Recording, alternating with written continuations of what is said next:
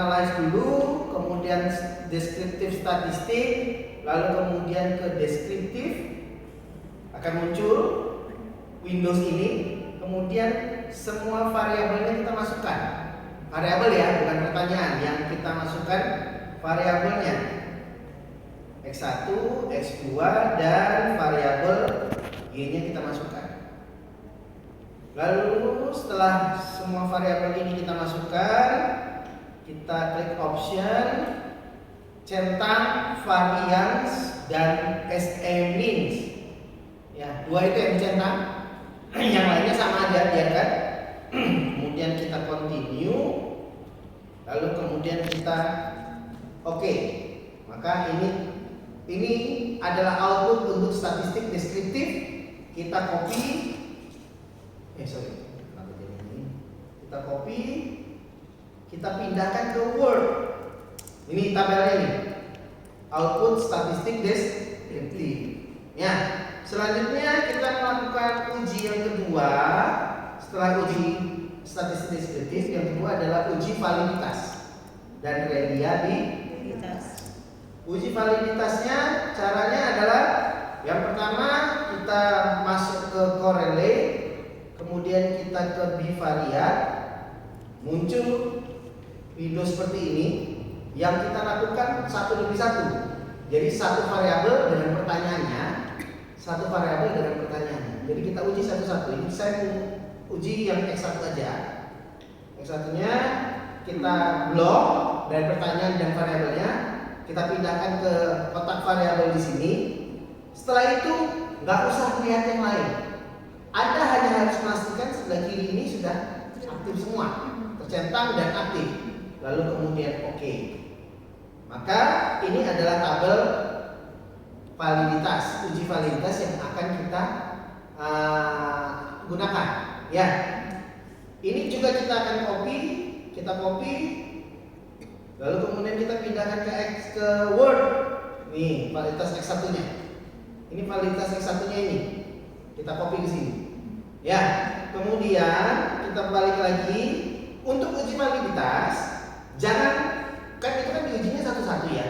Ngujinya itu langsung sekalian. Jadi X1 validitas dan reliabilitas. Validitas dan reliabilitas. Validitas dan reliabilitas. Jadi semua variabel diujinya langsung validitas dan reliabilitas. Jangan validitas X1, validitas X2, jangan digitukan. Ya. Jadi biar efisien kerjanya cepat. Jadi kemudian yang kedua adalah kita lakukan uji untuk yang reliabilitas. Tadi kan validitas. Yang reliabilitas kita pakai scale. Jadi dari analyze ke scale, kemudian ada reliability analysis. Kita klik. Nah, di sini bedanya validitas dan reliabilitas. Di uji reliabilitas yang kita masukkan di item pengujiannya itu hanya pertanyaan toh. Pertanyaan toh. Jadi ini yang X1 tadi kita coba X1. Pertanyaannya aja. Kalau validitas tadi kan sama pertanyaan sama variabelnya. Kalau di reliabilitas hanya pertanyaannya saja. Lalu kemudian ada yang lain? Gak usah. Kayak ini. Scale deskriptifnya itu ada centang ini. Scale if item deleted. Ini mesti dicentang. Ya. Kemudian kita continue. Jadi begitu ini KP1 belum kita masukkan, ini kita masukkan.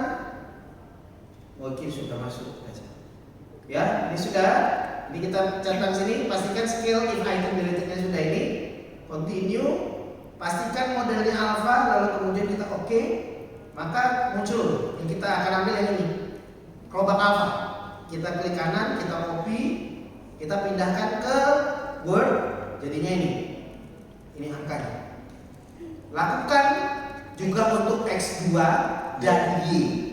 Ya, ini saya percepat. Jadi caranya sama. Ini untuk yang X2-nya, validitasnya. Kemudian ini adalah untuk yang reliabilitasnya yang X2. Ya, kelihatan ya? Kelihatan. Lebih kelihatan daripada yang di ruang sana ya? Iya benar. Oke. Kemudian begitu juga dengan yang Y. Y-nya juga sama. Lakukan uji validitas dan reliabilitas untuk variabel Y-nya. Nah, setelah uji validitas dan reliabilitas selesai, kita lanjut ke uji asumsi klasik. Yang kemarin 2 pertemuan kita lakukan. Yang kemarin kalian pada bingung, lebih banyak yang datang dari yang lebih banyak yang nggak datang, yang datang aja kebingungan, apalagi yang datang gitu ya. Nanti saya tunjukin lagi. Kemudian kita masuk ke output uji asumsi klasik. Caranya bagaimana? Yang kemarin sudah saya tunjukkan. Yang pertama adalah kita melakukan uji untuk yang kita lakukan pertama adalah untuk uji autokorelasi yang menggunakan Darwin-Watson dan multikolenialitas. Karena itu dilakukan dalam satu langkah. 2 uji ini dilakukan dalam satu langkah. Jadi tidak sendiri-sendiri. Ya. Kita klik analyze, regression, linear, kita klik linearnya. Kemudian ingat di uji regresi yang diuji di dalam uji asumsi klasik yang diuji variabel, bukan pertanyaan. Variabel, ya. Jadi di sini ada 2 kotak, dependent sama independent. Variabel independennya kita blok dulu, kemudian kita pindahkan ke independent. Yang variabel dependentnya kita pindahkan ke kolom dependent.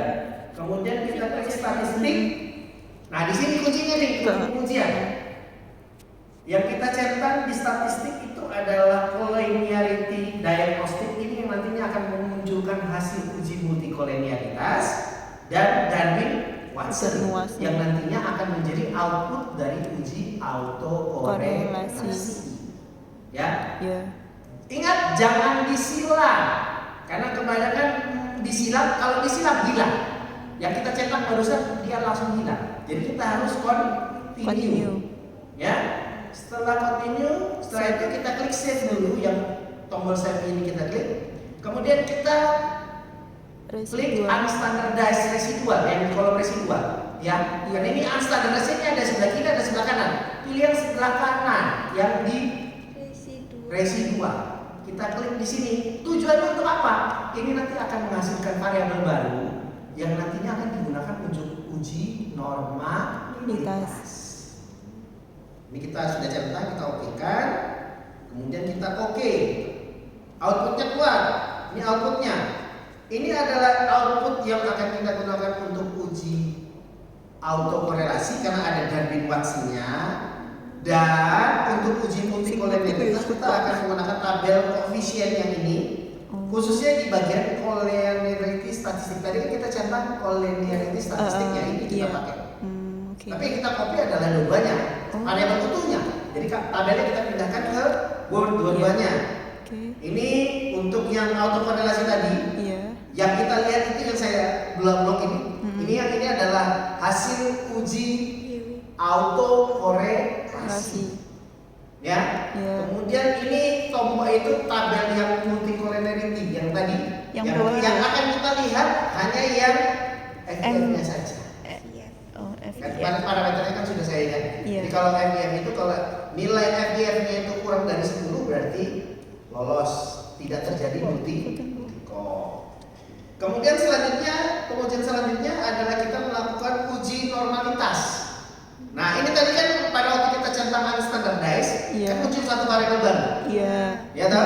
Nah variabel ini yang akan kita lakukan uji normalitas. Ingat, yang namanya uji itu starting pasti dari analyze. Jadi kalau ada uji apa, uji MANOVA, uji apapun di SPSS, itu pasti ngumpulnya di analyze. Jadi kalau ada bilang uji apa gitu, itu pasti di starting pasti dari analyze. Analyze, kemudian kita ke non-parametric test. Setelah non-parametric test, kita ke legacy dialog. Lalu kemudian kita one sample KS. Kita klik one sample KS. Lalu kemudian kita masukkan unstandardized variabel yang res 1 tadi. Yang ini variabel res 1 yang ini. Ini unstandardized kalau di sini. Kita pindahkan ke tes variabel. Ya. Setelah ini apa? Indahkan semua. Hanya pastikan tes distribusinya di sini dicentang yang normal. Kemudian kita oke. Nah, ini keluar. Ini adalah output dari uji normalitas. Seperti biasa kita copy, lalu kemudian kita pindahkan ke Word. hasilnya ini. Oke. Yang dilihat hanya bagian ini Pak. Yang saya highlight. Yang saya lihat highlight. Ya. Iya. Ya, yang dilihat itu hanya yang asymmetric to tailnya, nilai asymmetric to tailnya saja yang kita lihat. Untuk menentukan apakah data kita berdistribusi normal atau Tidak. ya, parameternya apa? Parameternya kalau nilai asymmetric-nya kalau nilai asymmetric to tailnya itu Lebih besar dari lebih besar daripada 0,5. 0,05, berarti data kita berdistribusi normal. Berarti data kita lolos uji Normalitas. Kemudian selanjutnya adalah kita melakukan uji heteroskedastisitas. Untuk melakukan uji hetero, kita perlu membuat sebuah variabel baru, sebuah data baru. Karena ini kan datanya kita buat data res 1 ya. Kita buat data res 1 toh? Data baru kan? Karena kan yang ini sebelah kiri kan variabel semua nih. Awal data awal kita kan? Kita sudah buat data res 1, sekarang kita buat satu data baru lagi yang merupakan data dari hasil transformasi atau transform dari variabel res 1 yang akan kita gunakan nantinya untuk uji heteroskedastisitas. Caranya bagaimana untuk mentransform data res 1? Kita klik di sini loh, nah, sudah ada namanya transform. Kita klik transform, lalu kemudian compute variable. Nah, nama variabelnya itu adalah ABS. Jadi yang pertama harus dilakukan adalah kita namain dulu variabel baru ini, yaitu ABS. Karena variabel ini berasal dari res, maka namanya kita perlu cantumkan juga sumbernya. Jadi namanya kita ABS res. Nama dulu, karena seringkali lupa nih. Ya. Setelah itu klik di function group itu yang arithmetic. Nah, ininya muncul ya. Tinggal cari mana ABS. Oh, ternyata ABS-nya paling atas. Bukan pakai all ya? Boleh pakai all juga boleh. Pakai all boleh, tapi kan kalau all kan masih ada tanda dolar-dolarnya gitu loh. Tapi di semua itu ada base. Ada. Ini kalau di ini Cuma kan posisinya beda gitu ya. beda. Tapi kalau kita pakai all, semua yang ada fungsi yang ada di bawahnya ini itu muncul semua. Tapi dia urut abjad. Jadi dari simbol baru ke A, B, C gitu. Tapi kalau kita sudah tahu di mana tempatnya, ya kita kalau ABS itu ya ada di arithmetic gitu. Berarti ya kan langsung paling atas gitu. Iya. Jadi di sini kita klik ABS-nya 2 kali, klik 2 kali. Nah, muncul, dia akan muncul di numeric expression. Ya. Ada tanda tanya dan ada highlight biru. Nah, kenapa highlight biru? Karena kita belum tentukan variabel apa yang mau kita input. Nah, kalau seperti tadi saya bilang, karena ini namanya variabel res, kenapa saya bilang kenapa mesti dinamain dulu? Supaya kita tahu variabel yang kita masukin apa. Karena kadang cuma ada yang ketik ABS, tapi yang dimasukin ya X-nya atau Y-nya kalau jadi atau dibanding dia nggak tahu ABS apa. Jadi makanya dinamain dulu ABS res. Res itu berarti residual. Caranya gimana Pak? Ini nggak kelihatan residualnya, tinggal digigit aja, didekatkan. Nah, muncul. Bisa kebaca gitu. Anak-anaknya dideketin, nanti dia akan muncul. Karena kan kotaknya kan nggak bisa diperlebar kan ya. Jadi dikatakan seperti itu. Kalau sudah kayak gini, kita klik variabelnya. Begitu kita klik variabelnya, lihat highlight birunya berubah jadi abu. Itu berarti kita siap untuk memasukkan. Masukinnya gimana ya? Tinggal klik kanan kanannya aja. Masukin tuh udah langsung. Itu. Ya. Ketika ini sudah, ya tinggal kita okekan aja. Ya, dia akan pasti otomatis langsung ke output biasanya. Ini outputnya menjadi muncul compute ABS res executed. Berarti dieksekusi. Pembuatan variabel res-nya sudah dia tereksekusi. Taunya dari mana ya? Kita buka lagi datanya, muncul lagi namanya variabel ABS res. Ini yang nantinya akan kita gunakan untuk uji heteroskedastisitas. Caranya bagaimana untuk melakukan hetero? Yang pertama adalah dengan analyze, kemudian regression dan linear. Nah, ini tadi kita kan udah pernah pakai ya. Nah, karena ini akan berbeda, jadi kita riset dulu jadi biar semuanya kembali ke setelan pabrik. Ya. Jadi kita ini, kemudian kita masukkan independennya, variabel independen kita tetap masukkan ke independen, pindahkan ke independen. Tapi independennya kita tidak pakai Y. Yang kita pakai adalah variabel yang baru yaitu ABS. Ya. Lalu ABS yang kita masukin. Ya. ABS yang kita masukin. Setelah itu apakah kita perlu klik yang di sini? Enggak perlu. Biarin aja, kita tinggal klik OK. Maka akan muncul output regresi. Tapi yang akan kita pakai yang tabel yang mana? Tabel yang paling bawah. Yaitu tabel koefisien. Kan ini ada nama tabel masing-masing toh ya. Ada variabel enter, ada remove, ada model summary, ada ANOVA. Yang kita pakai untuk uji output uji hetero adalah yang koefisien. Ini kita copy seperti biasa, kita copy, kita pindahkan ke Word, yaitu ini hasil uji heteroskedastik. Sisa kita pancing di sini, kita paste di sini. Yang akan kita lihat hanya yang saya highlight. Ini adalah nilai yang nantinya akan menjadi panduan atau menjadi penentu apakah data kita itu bebas hetero atau tidak. Data kita lolos hetero atau tidak. Datanya itu bisa salah satu data lolos, yang satu tidak. Bisa data yang salah satu lolos, satu tidak. Tapi untuk itu nanti kalau kalian skripsi, entar pasti akan menghadapi situasi di mana ada data yang lolos, ada data yang tidak. Bagaimana caranya nanti pada waktu skripsi diajarin. Paling tidak kalian tahu cara ngelakuin dulu. Bagaimana caranya nanti konsultasi sama dosen pembimbing. Karena waktunya juga banyak. Saya mau ngajarin juga. Kalian sendiri untuk melakukannya saja masih bingung, gitu ya. Apalagi mau kalau ada data yang salah atau data yang kan gitu. Ya. Jadi yang kita jalan itu hanya di sini. Ini yang nanti jadi parameter. Parameter ini juga kemarin sudah saya sampaikan. Kemudian yang terakhir adalah uji linearitas. Ya. Ini ABS sudah, berarti hetero sudah. Yang terakhir adalah uji linearitas. Caranya bagaimana? Caranya analyze, kemudian kita masuk ke compare means, kemudian ke means. Nah, uji linearitas kalau tadi di uji sebelumnya kan independen jadi satu variabel, jadi satu kotak bareng-bareng X1 X2 masuk. Dependent, kalau dependent kan pasti cuma satu ya, dependent. Kalau di sini untuk uji hetero kita ngujinya secara parsial. X1 dulu terhadap Y, lalu kemudian X2 terhadap Y. Ojo X1 X2 boleh kabeh. Nanti hasilnya akan corot malu. Ngerti ya? Jadi X1 dulu terhadap Y. Jadi parsial. Sendiri-sendiri.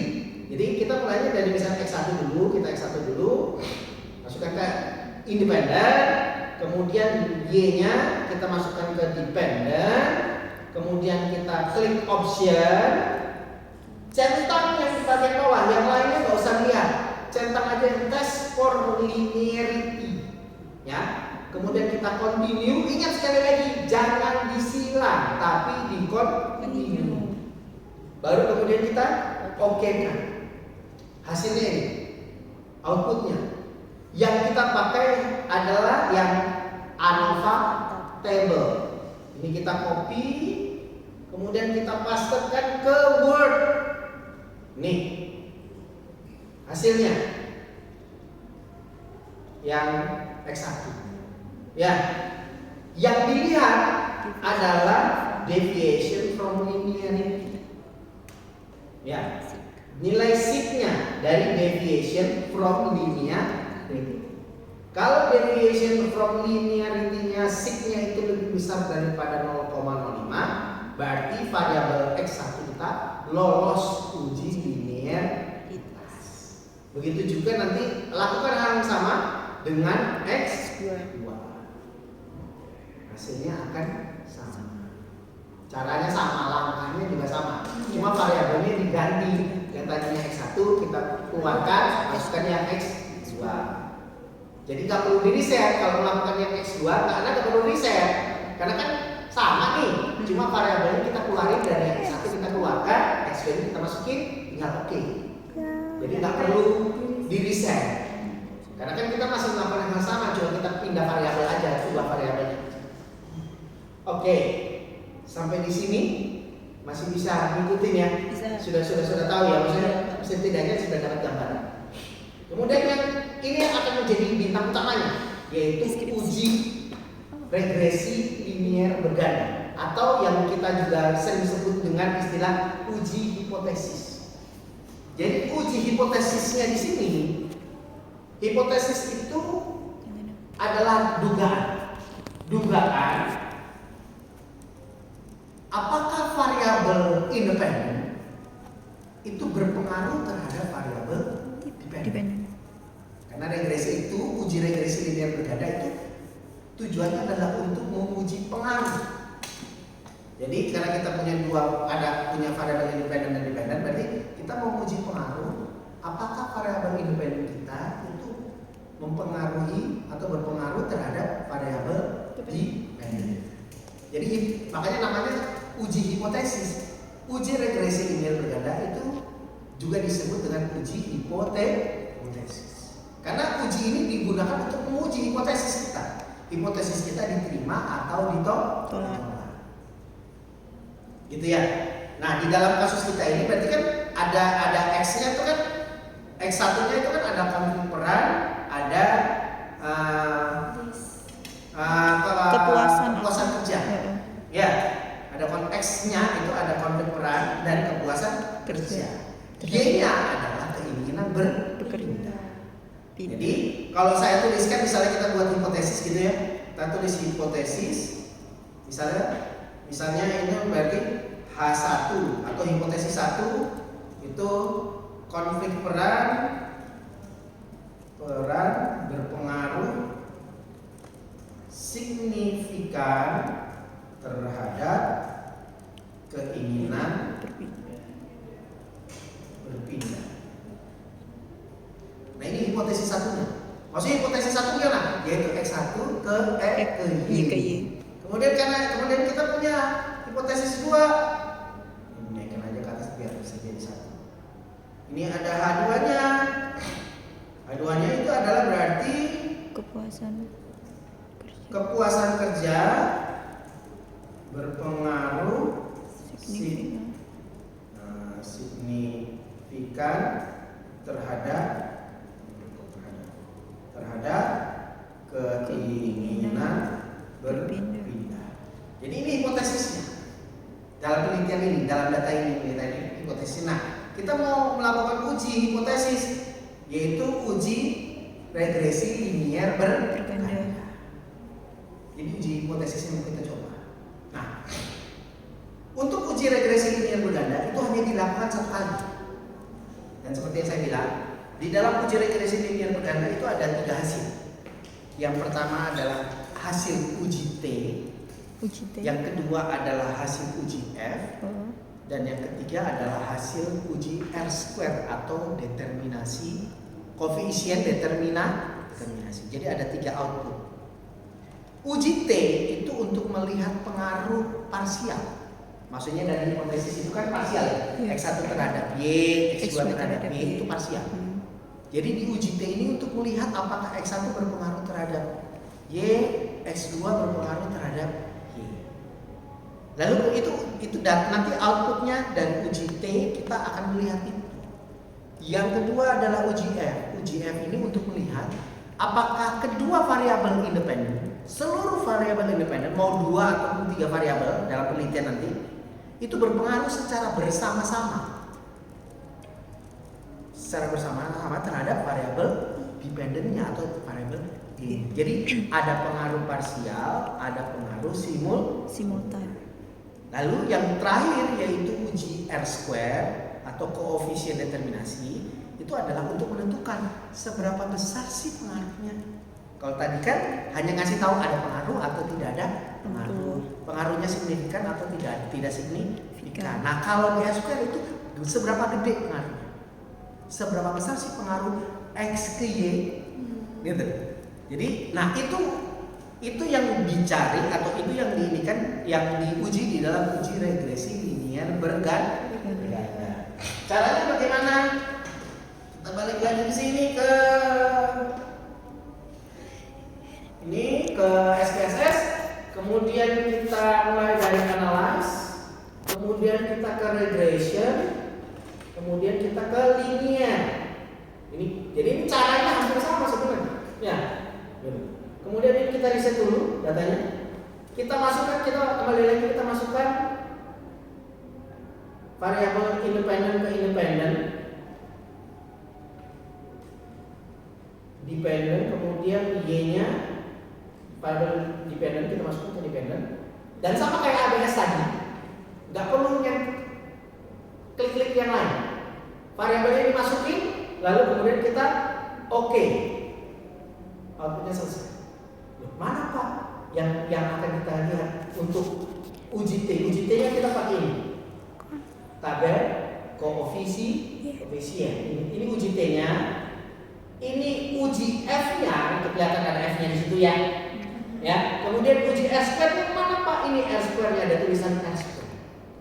Jadi ini 3 tabel ini dalam satu langkah, 3 tabel ini untuk apa? Uji regresi. Lalu 3 tabel ini kita pindahkan kita copy ke Word. Yang pertama kita copy yang ini dulu, yang apa? Yang C dulu. Uji T-nya kita copy dulu. Nah, di uji T yang teman-teman lihat, yang akan kita lihat itu adalah yang di bagian sini tuh yang saya highlight. Yang akan kita lihat, ya, akan kita highlight. Nah, seperti tadi saya bilang, uji T itu adalah melakukan uji parsial. Parsial masing-masing variabel, makanya variabelnya ini ada nih, X1-nya ada, X2-nya ada. Mereka punya nilai sendiri-sendiri. Mereka punya nilai sendiri-sendiri karena untuk menentukan ada pengaruh atau tidak ada pengaruh. Nah, untuk mengetahui ada pengaruh, parameternya itu adalah ketika nilai T hitung itu lebih besar daripada T tabel. Nah, T hitungnya yang mana? Ini loh T hitungnya. Ini angka yang ada di sini nih, masing-masing variabel ini. Yang kalau konvensional itu 5,3, kemudian kalau kepuasan kerja itu 2,42, itu yang disebut dengan T hitung. Nilai T hitung. Jadi untuk menentukan apakah variabel itu berpengaruh atau tidak, variabel X1 berpengaruh terhadap Y atau tidak, dilihatnya adalah kita membandingkan antara nilai T hitung dari variabel itu dengan nilai T tabel. Nah, T tabelnya lihatnya di mana? Kita lihat di tabel T. Sebentar, saya buka tadi lupa bukan tabel T. Ini tabel T, ini tabel T. Tabel R itu. Tabel T, ya. Bapaknya juga. Ini tabel T. Tabel T itu yang kita lihat, teman-teman perlu lihat tingkat koefisien derajat kepercayaan kita itu adalah kalau di ekonomi itu adalah 95%. Derajat kepercayaannya, sehingga 5%-nya itu adalah errornya atau koefisiennya itu adalah 5%. Nah, untuk melihat ini kuncinya tuh ada di situ 5%-nya. Ya, 5% itu adalah kuncinya untuk kita melihat tabel-tabel nanti di tabel, itu khususnya di tabel T. Karena di tabel T itu ada persentase, tapi bentuknya adalah pecahan. Bukan persentase, tapi pecahan. Tapi ini kan sebenarnya, ini kan 0,5 itu berarti apa? 50%. Jadi ini angkanya sebenarnya persentase tapi dalam bentuk desimal. Kan gitu ya? Ya. Nah, kita akan melihat, tadi kita kembali lagi, kita punya hipotesis kan seperti ini tadi, hipotesis kita. Hipotesis kita kan kayak gini tadi kan? Ya kan? Hipotesis kita kan kayak gini tadi. Ya. Hipotesis kita seperti ini namanya hipotesis dua sisi. Dua sisi itu maksudnya ini. Kan ada pengaruh. Pengaruh itu kan bisa ke kanan, bisa ke kiri. Bisa ke atas, bisa ke bawah. Ya kan gitu ya? Artinya arah kalau pengaruh itu bisa punya arah, bisa nggak punya arah. Nah, kalau hipotesis kita ini cuma berbunyi ada pengaruh. Ada pengaruh. Berarti dia tidak punya arah, artinya dia bisa kemana aja arahnya. makanya disebut dengan hipotesis dua sisi. Tapi ada yang hipotesisnya itu berbunyi, misalnya konflik peran berpengaruh positif atau konflik peran berpengaruh negatif. Itu nanti teman-teman belajarnya secara detailnya nanti di metodologi penelitian. Belajarnya nanti di metodologi penelitian. Tapi saya kasih tahu ini sekedar info aja bahwa yang namanya hipotesis itu ada yang dua sisi, ada yang satu sisi. Kalau yang satu sisi itu jelas, arahnya cuma di satu tempat aja. Misalnya berpengaruh positif, berpengaruh negatif. Artinya selain itu berarti dia nggak dia perhatikan.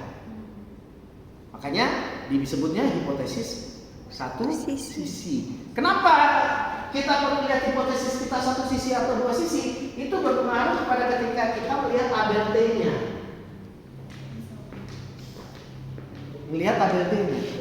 Karena kalau hipotesisnya itu adalah satu sisi, maka yang akan kita lihat persentasenya yang di atas. Kalau hipotesisnya dua sisi, kita melihatnya yang di bawah.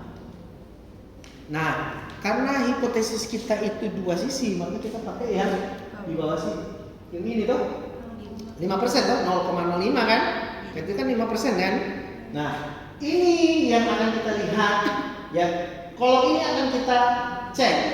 Jadi kolom 1, 2, 3, 4. Ya, kolom 4 berarti ya. Karena nanti kalau saya turunkan naik semua, jadi kita pastikan make sure ini kolom 4. Yang di sini ini adalah menunjukkan jumlah n-nya. N-nya kita tadi ada berapa? 30. N kita ada 30. Tahu dia ada mana 30, Pak? Ya, lihat di sini. Lihat tabel. Diuji normalitas ya di sini normal. Oh iya 30. N-nya 30. Iya toh? Nah, kita lihat N-nya 30. Dari sini kita lihat yang keempat 30. Berarti yang ini 2,04227. Ya, kita copy, kita ini masukkan, kita tahu nilainya. Di sini di uji T-nya tadi sudah saya ini kan. Nah, ini. Nilai T tabelnya adalah 30. Berarti yang di bawahnya berapa? Mana 30? 1, 2, 3, 4. Ini ya berarti ya? Ya, 2,04 ya? Iya. Itu kan 2,04, 2,04. 4 berapa tadi? 227 ya? 204, 227. Betul ya? Sehingga di sini kita sudah tahu T hitungnya ini misalnya X1 ya. Saya mau contohnya X1. X1-nya T hitungnya itu 5,030 kan di sini. Ya. Kemudian T tabelnya itu adalah 2,04227. Itu sama untuk X1 maupun X2. T tabelnya podo. Jadi parameter T tabel. Jadi kita cuma melihat satu kali. Nah, itu dibandingkan untuk X1 sama X2. Dalam potensi ini berarti yang X2-nya kalau kita masukkan untuk persamaan ke parameternya ini berarti kan X2-nya berarti jadinya berarti kan kalau kita masukkan ke sini kan berarti jadi 5,030 lebih besar daripada 2,0227. Berarti masuk dong. Sesuai kan? Karena sesuai berarti X1 itu berpengaruh. Nah, tadi kita punya hipotesis apa? Pengaruhnya tidak hanya kata pengaruh, tapi ada kata signifikan. Nah, signifikannya lihatnya dari mana? Untuk melihat signifikannya kita lihat dari yang di bagian sig ini. Kalau signya di bawah 0,05 berarti signifikan. Tapi bergantung. Kalau dari perbandingan T hitung sama T tabelnya itu ternyata menunjukkan tidak berpengaruh, berarti signifikannya nggak usah digubris karena tidak berpengaruh dong. Iya. Kalau tidak berpengaruh, buat apa signifikan? Maksudnya tidak berpengaruh signifikan? Kayak itu juga kan hipotesisnya berpengaruh. Nah kalau hipotesisnya secara statistik itu terbukti berpengaruh, berarti kan karena ada signifikan ya kita juga harus melihat nilai signifikan juga. Gitu ya. Kita lihat signya. Ini juga dilakukan di X2. Kalau kita lihat berdasarkan nilai t-tabelnya dan dengan nilai X2 itu 2. Ini kenapa? Ketika kita melakukan perbandingan, tanda minusnya itu kita buang. Jadi kita tidak lihat. Kalau kita melakukan perbandingan, tanda minusnya tidak kita lihat. Yang kita lihat adalah angkanya saja. Sehingga kalau kita yang X2-nya itu berarti kalau kita masukkan ke parameternya berarti 2,4 itu lebih besar daripada 2,04. Kan gitu kan? Berarti X2-nya juga berpengaruh dan pengaruhnya signifikan. Kenapa? Karena di bawah 0,05. Kan gitu ya. Sehingga X1 sama X2-nya hipotesisnya berarti diterima baik yang X1 maupun X2. Karena kan tadi hipotesisnya kan menunjukkan mengatakan bahwa X1 berpengaruh signifikan, X2 juga berpengaruh signifikan. Kan gitu ya. Nah, selanjutnya adalah yang uji F. Di uji F itu sama yang kita lihat hanya nilai F sama nilai C. Ngebacanya gimana? Sama. Tabel F. Kita membandingkan nilai hitung sama nilai tabel. Kalau tadi tabelnya tabel T, maka yang ini kita pakai tabel F. Nanti tabelnya saya akan kasih ke grup ya. Nah, tabel untuk tabel F, tabel yang saya berikan ini adalah dalam bentuk Excel. Bentuk Excel. Nah, ini atau kalian mau ngambil di sini juga boleh. Tapi ini yang paling enak. Kenapa? Nyarinya automatically. Jadi di tabel F ini ada dua. Ada numerator, ada denumerator. Ada numerator sama denumerator. Apa itu? Yang pertama yang kalau nanti Anda menggunakan tabel ini, yang Anda perlu isi itu yang di sini Pak. Di probability numerator sama denumerator. Cuma isi 3. Karena nanti otomatis hasilnya ini, hasil F-nya itu akan otomatis terisi. Gitu. Gitu ya. Nah, makanya nggak Excel ya. Probability tadi itu adalah ya tadi saya bilang koefisiennya tadi 0,05. Jadi atau kita masukkan jadi probability-nya itu adalah kalau di ekonomi itu adalah 0,05. Numerator itu adalah total seluruh variabel dikurangi 1. Dikurangi 1. Oh. Numerator itu jumlah seluruh variabel dikurangi 1. Artinya apa? Berarti itu menunjukkan jumlah variabel independen. Oh iya, independen. Jadi berapapun jumlah variabel independenmu, itulah numerator. Di dalam kasus kita variabel independennya ada berapa? 2. Makanya kita masukin 2. Padahal sebenarnya numerator itu jumlah seluruh variabel dikurangi 1. Kan dependennya cuma 1. Iya. Nah, kecuali kalau nanti kita punya X-nya 5, Y-nya 2, itu kurangi 1 ya berarti Y yang masih ada 1 lagi, itu tetap ikut 0. Oke. Aslinya seluruh variabel dikurangi 1, tapi kan dalam kasus kita kan cuma ada 1, ya berarti total X-nya yang kita pakai. Kita masukin 2, kemudian denumeratornya itu adalah N. Jumlah N dikurangi dengan jumlah variabel dikurang 1. Atau bahasa gampangnya, denumerator itu adalah jumlah N, nilai N dikurangi dengan numerator. Tadi kita punya ada berapa? 30. Kemudian kita ubah menjadi 28. Di sini jadi 28. Terus? Dengan kita enter berubah angkanya. Oke. Makanya saya pilih ini. Sebenarnya kalau ada tabel yang modelnya aku kayak yang tadi, ya. Ini tinggal kita masukkan. Ini 3340 ya. Ini kayaknya salah juga ini. Nih, oh ya 3340 ya. Iya. 3340. Ini nilai F tabelnya kita ketemu tadi 334 kosong. Tinggal kita bandingkan dan F hitungnya adalah 41 kok 42 sih.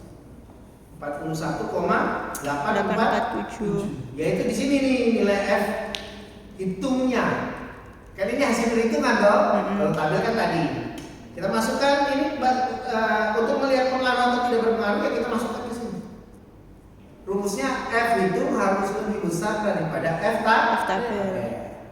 Dan kalau kita masukkan ke sini dengan nilai F tabelnya tadi, maka kita dapati bahwa ternyata seluruh variabel independen itu berpengaruh terhadap variabel dependen. Atau seluruh variabel X itu berpengaruh terhadap variabel Y. Atau mempengaruhi variabel Y. Karena uji F itu adalah uji simultan. Makanya di tabel F itu tidak ada nama variabel. Independennya kan nggak ada. Karena uji F itu adalah uji simultan. Jadi semuanya, seluruh variabel independen diuji, dilihat pengaruhnya bareng-bareng terhadap variabel dependen. Jadi dari sini kita bisa simpulkan dari hasil tabel F hitung dan F tabel kita bisa simpulkan bahwa variabel independen kita secara bersama-sama berpengaruh terhadap variabel dependen. Dan itu bisa jadi hipotesis. Biasanya itu jadi hipotesis. Jadi ada hipotesis yang parsial dan ada hipotesis simultan. Jadi biasanya kata-katanya itu berarti kalau kita itu konflik peran dan kepuasan kerja secara bersama-sama atau secara simultan berpengaruh signifikan terhadap keputusan berpindah dan keinginan berpindah. Itu seperti itu hipotesis. Karena ini tadi saya bilang hipotesis itu dibuat dulu baru diuji. Regresi itu adalah untuk menguji hipotesis kita. Dengan catatan hipotesis itu yang ingin dilihat adalah pengaruh X1, X independen terhadap variabel dependen. That's question in English. Kemudian itu uji F. Selanjutnya adalah kita masuk ke yang terakhir. Output yang terakhir itu adalah R square. Ini tabelnya tadi, tinggal kita copy. R square yang kita perhatikan itu ada dua opini. Ada yang mengatakan untuk mengkata saya bilang R square itu tujuannya untuk menjawab seberapa besar sih pengaruhnya. Tapi yang di sini di R square ini, karena ini pengujiannya kan tadi kan kita masukkan independennya kan dua variabel. Iya. Ya, dependennya satu variabel. Maka R square ini adalah R square untuk kedua variabel. Jadi dua variabel ini, dua variabel independen ini berapa persen sih kontribusinya terhadap perubahan atau mempengaruhi seberapa besar sih pengaruhnya terhadap Y dalam konteks ini, seberapa besar variabel kepuasan kerja dan konflik peran itu mempengaruhi keinginan berpindah. Ada dua versi, ada yang senang menggunakan R square, ada yang senang menggunakan adjusted R square.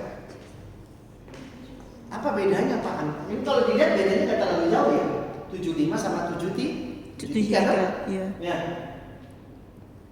Apa bedanya Pak antara R square sama adjusted R square? Kalau di R square nilai error dari nilai errornya itu masih ada.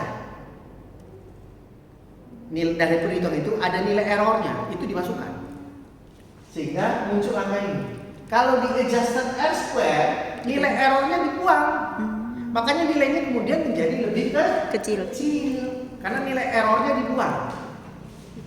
Jadi tidak masuk jadi perhitungan sehingga dia tidak memperbesar hasil. Oleh karena itu nilainya ini memang teorinya tidak berbeda, bedanya tidak terlalu jauh. Manapun yang mau kita pakai, Anda boleh gunakan. Nah, maksudnya apa? Cara membacanya gimana Pak? Ini cara membacanya itu berarti adalah bahwa dalam penelitian kita berarti kepuasan kerja dan konflik peran itu berpengaruh, memiliki pengaruh sebesar 75,6%. Ini dipersentasekan. Jadi angka desimal ini kita persentasekan. Sebesar 75,6% untuk yang menggunakan R square atau 73,8% ya terhadap Keinginan berpindah. keinginan berpindah. Berpindah. Jadi dia ngasih tahu kita mau berapa persen sih kontribusi orang kalau dia ingin berpindahkan variabel dua variabel ini, kasarnya kayak gitu. Dan dari secara statistik menunjukkan ininya tingkat pengaruhnya itu adalah sebesar 73,8% atau 75,6%. Itu interpretasinya sih simpel itu. Karena sebenarnya angka ini kita ubah menjadi persentase dan itu adalah menunjukkan seberapa besar variabel independen secara keseluruhan mempengaruhi variabel Dependent. Jadi kita lihat angka pengaruhnya. Kalau yang di awal tadi uji T ataupun uji F kan cuma ngasih tahu ada pengaruh, nggak ada pengaruh, signifikan, tidak signifikan, misalnya kayak gitu. Nah kalau di sini ada angkanya, pengaruhnya berapa? Sekian loh angkanya. Nah biasanya di dalam statistik, ketika kalian skripsi, biasanya pengujian R square ini itu dilakukan secara parsial. Untuk X1 diuji, X1 sama Y aja. Di regresi tadi tetap sama, di regresi tetap sama. Jadi nanti muncul R square-nya X1 terhadap Y. Jadi independennya cuma satu. Tadi waktu kita lakukan uji regresi tadi kan X-nya 2 ya. Iya. Nah kali ini X-nya dibikin 1. Supaya R square-nya itu benar-benar cuma X-nya 1, Y-nya 1. Oh. Di dalam riset ya, di dalam riset biar kita tahu X1 berapa persen sih pengaruhnya, X2 berapa persen pengaruhnya, diuji lagi. Tapi variabelnya cuma X-nya cuma 1, Y-nya cuma 1. Seperti itu. Dan itu adalah uji hipotesis regresi Linear berganda. berganda. Sekian coy. Tangan 19,4. Tabelnya dapat dari mana? Mana? yang itu R square. Gak ada kan tabelnya tuh ada di sini. Nih. R square tuh tabelnya ada di sini. Tuh. Ini. Oh yang atas. Oh yang atas. Kan ini kan tabel ini sama ini yang dipakai. Oh, oke. Kan 3 tabel dan kan saya sudah tunjukkan ini 3 tabel ini yang nanti akan kita pindahkan ke Excel semua. Square yang F sama yang T. Ya. Jadi ada tabel R square, Oh iya ada sih, F, ada T. Ini semua terdampak tidak ada. Pokoknya yang ada ini. Uji B berarti ada kolom T-nya. Uji F ya berarti ada F-nya. Uji R square atau koefisien diferensiasi itu ada tulisan square. Gampang tuh. Ya. 3 itu yang dipakai. Ya. Oke. Ya. Jadi ujinya seperti itu. Sekarang jam 19.43. Artinya saya menjelaskan ini pelan-pelan kepada Anda sudah habis waktu begitu banyak. Ini harusnya kan nanti ketika kalian ujian kan setiap bagian ini ada interpretasi. Kalau ini kan tadi yang saya interpretasikan cuma yang regresi itu ya. Iya. Karena memang bagian ini kan belum, makanya saya ajarkan cara interpretasinya. Tapi yang di atas ini X1, X2, X1, X2. ya harus diinterpretasikan. Misalnya nih, uji linearitas ini kan Anda harus lihat toh, kasih tahu itu bisa jadi satu interpretasi aja. Ya untuk menjelaskan ini X1-nya linear atau tidak linear, X2-nya linear atau tidak linear. Tapi kalau yang lain ini kan dia harus dijelaskan satu-satu toh. Hetero dijelaskan apa interpretasinya, ya kan? Kemudian normalitas ini juga harus interpretasinya kemarin seperti apa. Kemudian multi juga yang juga dengan yang ada di luar. Kemarin parameternya kan sudah saya kasih tahu dong. Boleh minta nggak Pak? Apa yang minta? Yang kemarin interpretasinya. Loh kalian itu mencatat loh. Masalahnya saya selalu buang. Saya selalu buang. Pak Lutfi isinya. Biasanya tahap ini kan karena nanti saya ngajar lagi kalau yang kemarin asumsi klasik itu saya di kelas sebelum di kelas yang pagi kan itu statistik juga yang pagi. Saya ngajarkan, saya pindahin satu-satu sama interpretasinya. Jadi interpretasinya sama seperti ketika saya ngajar tadi barusan yang regresi, saya tulis, saya ketik. Cuma malam ini saya pikir karena pertemuan terakhir ya udah nggak usah lama-lama lah ya. Jadi yang sudah tadi pagi saya tulis itu saya pertahankan, saya simpan supaya nanti saya tunjukkan ke kalian biar tidak terlalu lama. Karena tadi pagi itu 2 jam. Makanya belajar dari tadi pagi, akhirnya file yang tadi pagi saya tunjukkan itu tidak saya hilangkan, tidak saya save. Kalau kemarin-kemarin tidak pernah saya save filenya. Begitu saya tunjukkan ke kalian, selesai saya hapus. Karena kan bukan bagian, kan itu harusnya bagian kalian yang mencatat. Kalau aku mencatat juga, enak di lo, gak enak di gue. Gitu ya. Ini fungsinya mencatat dong ya. Lalu ini juga begitu juga dengan yang uji validitas dan uji reliabilitas. Ini masing-masing karena kan ujinya sendiri-sendiri ya. Ya, ujinya sendiri-sendiri. Begitu juga dengan statistik deskriptif. Kemarin kan sudah diajarin tuh deskriptifnya kayak apa? Itu kan ada template-nya tuh kemarin yang uji statistik. Nah, template-nya itu yang kalian pakai tinggal ganti angkanya, tinggal ganti variabelnya. Iya. Hah? Ingat 3 paragraf.